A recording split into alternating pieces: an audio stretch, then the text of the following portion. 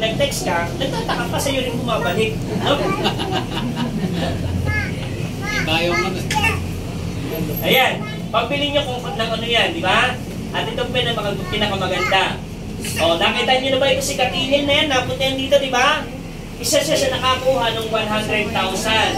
Yung pag nag-ruby, next ruby. Kuha niya yung 12,500. Good news, ibibigay naman sa inyo yung 100,000. Okay, sino ang pinakamatanda kay tatay? Si tatay kasi ay 78 years old. Isa na lang, 2 taon na lang, 80 na siya. Sino pinakamatanda kay tatay? Wala.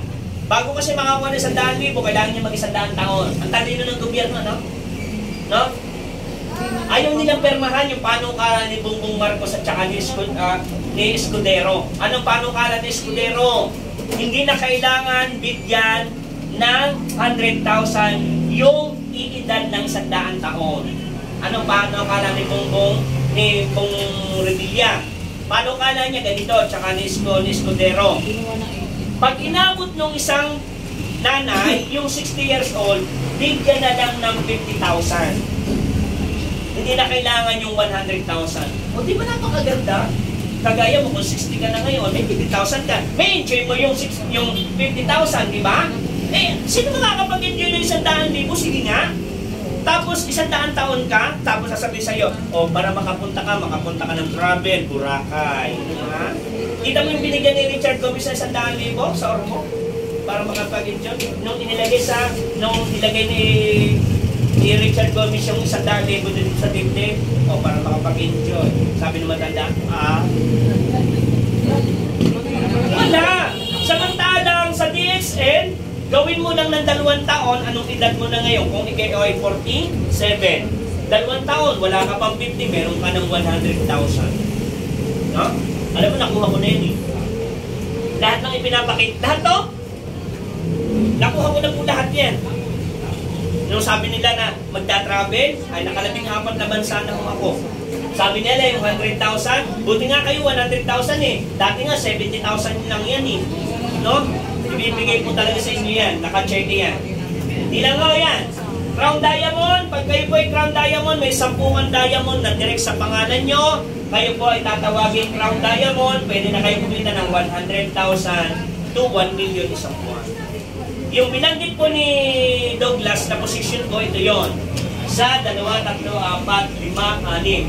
Ako po ay triple diamond na. 4 na lang ho, crown diamond na ako. O, diba? Mas magaling po kayo sa akin kasi, no? Kayo po ay may natapos. Ako po ay second year high school na. Ang pagkakaiba lang sa atin, nung makita ko DXN, binata pa ako, sinunggaban ko lang. Kailanman po, nung makita ko DXN, iniwasan ko po yung manligaw. Kasi sagaban lang yun eh. No? Sagaban lang po yun. Alam mo bakit? Manligaw ka. No? Pag naging girlfriend mo yan, kaya pipigilan ka niya. No? At pag girlfriend mo yan, kaya hatid mo pa yan. Bibigyan mo pa yan ng bulaklak. Sa tuwing birthday mo, matririgaluhan mo pa yan. Di ba?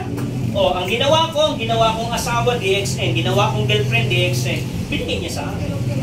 Kaya ako, edad ko, 29 years old, may bahay na ako, binata pa ako. Diba? Kaya nakakatuwa, di ba? O, sabi ng iba, wala daw pera sa DXN. Sinasabi lang nila yun. No? Ito pa, pag Crown Ambassador ka, meron kang 20 na diamond na direct sa pangalan nyo. Pag Crown Ambassador ka, yan, hindi ka na bumababa ng 1 million ang isang buwan mo. Diba? Totoo yan. Kilala nyo yung Ferdinand Pag yan, 800,000 yan per month. Yung Aram Estrada, 700,000 yun. Ang malaking chinecheck po, yung nakikita nyo bumibili dito, yung construction worker, yung Marlon Mapa. Alam mo ba, checking niya nung nakaraan, 2.2 million ang isang buwan. Diba? Dating construction worker. Baka hindi nyo kailan. May kumikita po sa atin ng 5 million isang buwan. Sino yun? Yun po yung nagdala ng DXN sa Pilipinas. Rudy Mansalin. Diba? Eh ngayon, nagte-10 million na yata isang buwan. No? Birang isang edad niya. Edad po niya yata ay naglalaro sa 55 to 56. Pero kumikita ng ganong kalaking talaga. Diba? May pera ko sa DXN. No? Ano naman? Di ba mayaman ang po talaga? Ako mayaman na rin ako. Pera na lang.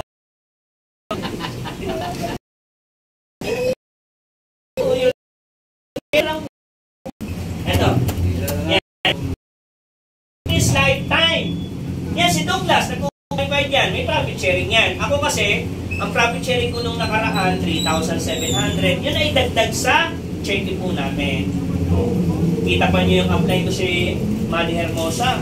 Magkano cheque niya ngayon? 45,000.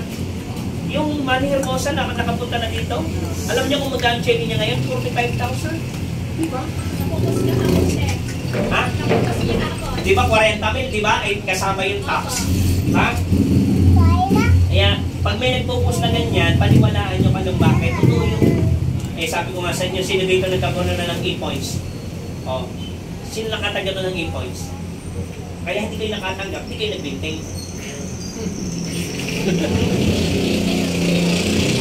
Ito ba? Ako po ay nakapag-travel na kung saan-saan. Galing po ako ng Malaysia, Vietnam, Asian Cruise, yan. Nauli ko na po yung buong Asia. Hindi ako sa nagyayabang. Yan po ay talaga sa DXN ang galing lahat. Yan. Plantation Bay, farm ng DXN. Sabi nila, walang spirulina farm. Ayan na po, yung spirulina farm. Kaya bingo na yung mga anak mo kung yan ang ibibigay mo ate. Kesa pa inumin mo ng kung ano, ng vitamins. No, alam mo kaya ka umiinom ng gamot sa high blood? Huwag kayong magagalit ha, kasi libre sa barangay. Di ba pati mga vitamins libre sa barangay? No? Pero hindi ka nagbabasa, expired na pala. No? No? Di ba nga malagyan? Ito pa, tingnan nyo, nakikita nyo halos puro senior ang kasama namin. Itong matandang to, dati siyang principal ng school. Nagkasakit siya. Ang sakit niya, may cancer sa buto. Tapos, may colon din siya.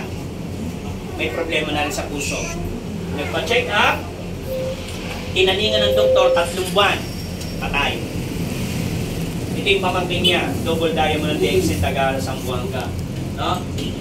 Naniwala ito sa kanya. Ginamit niya yung product ng DXN, nag-5 pares nito, tsaka spirulina. Good news ko yan. Paglipas ng 6 na buwan, naka-recover. No? Bumalik siya after 1 year. Nagbalik siya sa ospital, magpapacheck up. Hindi niya nga makita yung doktor na nagtaling sa kanya. Nauna pa sa kanya. Namatay na. Kaya nga sabi ko sa iyo, ang Diyos pa rin na may hawak ng buhay natin. Pero mo, sa team namin dami na sasabihin, ang lakas-lakas mo nagpunta sa ospital, nagpa-check up ka lang, sasabihin sa iyo, 3 buwan ka na lang. No? Mamamatay ka talaga sa stress naglalakad ka. 3 buwan na pala nga. Alam mo ba kinamamatay ng tao? Hindi naman yung sakit stress. Diba? O, tanungin ko kayo. Sino dito ang nabastit na at nabigo at na-break nung siya'y dalaga? Or binata? Diba?